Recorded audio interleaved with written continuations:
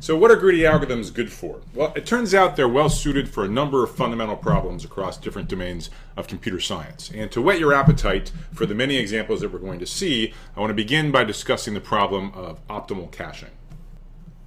The punchline of the lecture is going to be that a natural greedy algorithm in fact minimizes the number of cache misses over all possible ways of managing a small, fast cache.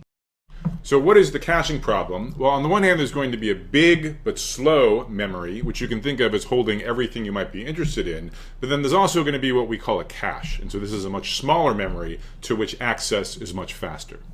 So this situation comes up all the time across different domains of computer science, architecture, operating systems, networking. Just to mention a couple of really obvious examples, you could imagine the small fast memory being something like an L2 cache and the big slow memory being main memory, or perhaps actually main memory is the fast memory and the big slow memory would be disk.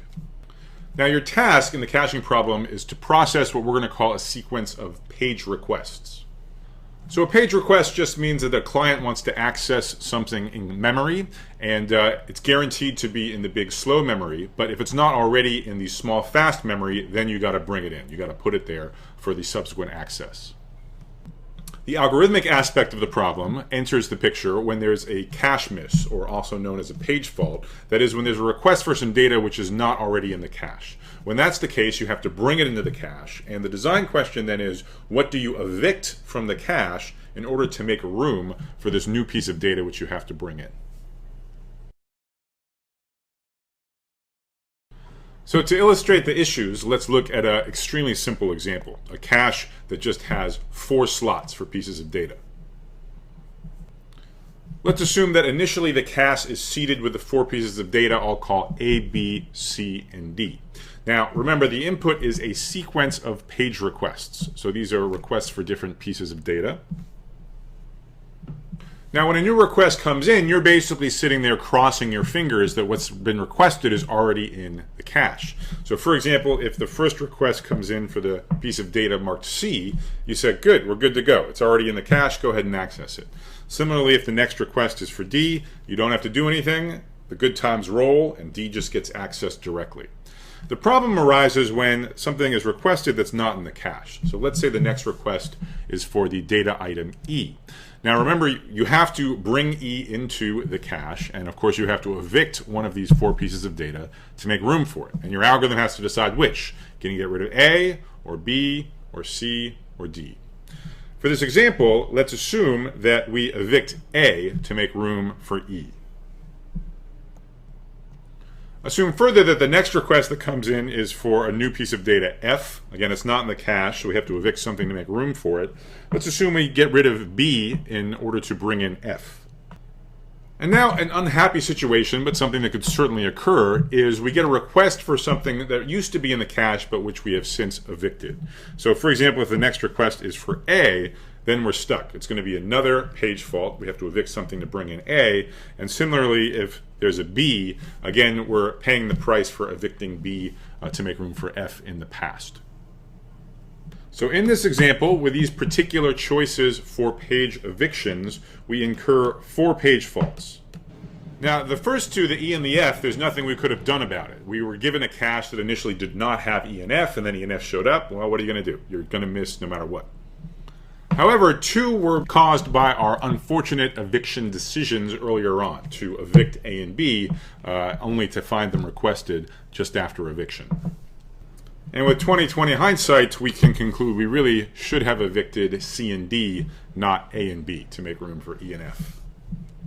So the point of this example is to illustrate, first of all, the caching problem, how it works. You have this small, fast memory. It can't contain everything at once, and so you have to sort of manage the cache and evict things to make room for stuff as it gets accessed. That's the first point of the example. The second point is to illustrate there's really 2 types of cache misses or page faults. There's the ones which, really you can't do anything about. No matter what algorithm you use, you're going to suffer those faults. But then, depending on the eviction algorithm, you may be able to avoid some of the cache misses that you would incur with an inferior algorithm. So now the obvious question is, how well can we do? What's the best algorithm? How do we minimize the number of cache misses, suffering only the ones that are inevitable?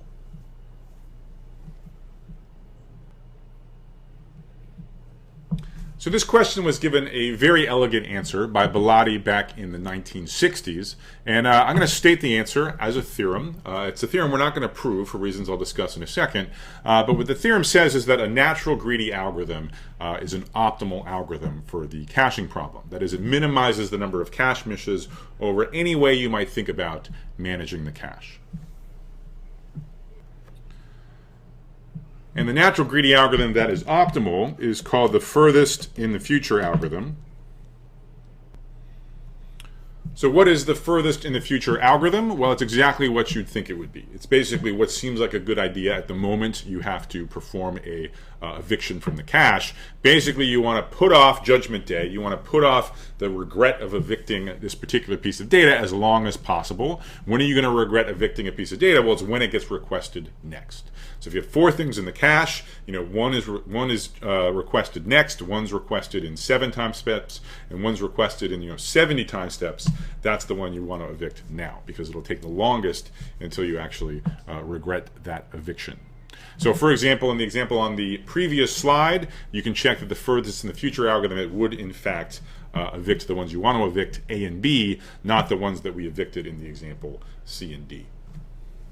Now, at this point, many of you are probably justifiably scratching your heads. You're wondering, why is this useful? It doesn't seem like this is what we wanted. The objection to this result being that the furthest in the future algorithm is clairvoyant.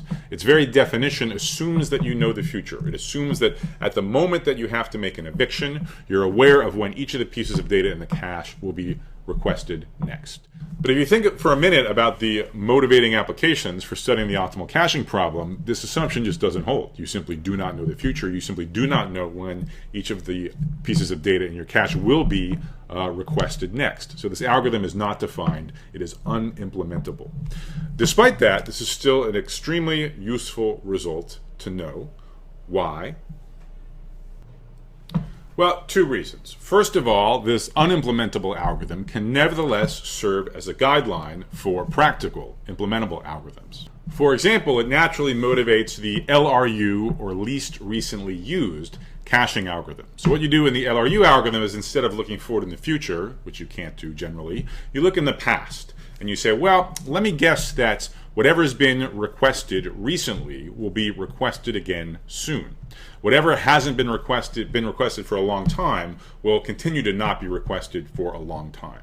So that says, as a proxy for the piece of data that's going to be referenced the furthest out in the future, you look for the one that was most recently referenced the furthest back in the past. So that's the LRU algorithm, and as long as data exhibits what's called locality of reference, meaning whatever is being requested a lot in the recent past is also going to be what's requested in the near future, then LRU is going to approximate furthest in the future. And indeed, LRU is in many applications the gold standard amongst practical implementable caching algorithms. The second reason this theorem is useful in practice is because it serves as an idealized benchmark, a hypothetical perfect scenario against which you can compare your latest and greatest caching heuristic. So for example, maybe you have a caching application and you start by implementing the LRU, least recently used caching algorithm. Then as a sanity check, you probably want to go back later. Once you have hindsight, you look at the last few days of traces of logs of page requests and you say, how well did we do? Let's look at how well our caching algorithm, LRU, did, and let's look at how well we would have done had we known the future.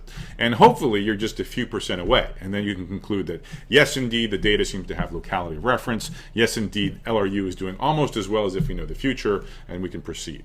On the other hand, if you go back through the last few days of logs and you find that your caching algorithm is doing much worse than furthest in the future, then it's back to the drawing board with respect to your caching algorithm. You should work harder, understand the data better, and come up with a smarter heuristic. So for almost all of the greedy algorithms that we cover in this course, I'm going to explain to you why they are correct. I'm going to prove it rigorously. This algorithm is an exception. I'm actually not going to prove this theorem for you. The way it works is by what's called an exchange argument. Again, you may not have seen any examples, but you will soon. But the exchange argument to prove Bellotti's result, as far as I know, it's pretty tricky, believe it or not. Even though the algorithm's natural, you might think this result feels a little self-evident. Try to prove it rigorously. Not easy at all. Indeed, if you look at a textbook and say operating systems or a field like that, generally you'll see a description of this algorithm, you'll see the claim that it's optimal, but you won't find the proof. Some algorithms textbooks, for example, algorithm designed by Klein-Grattardos, do include a proof of this theorem.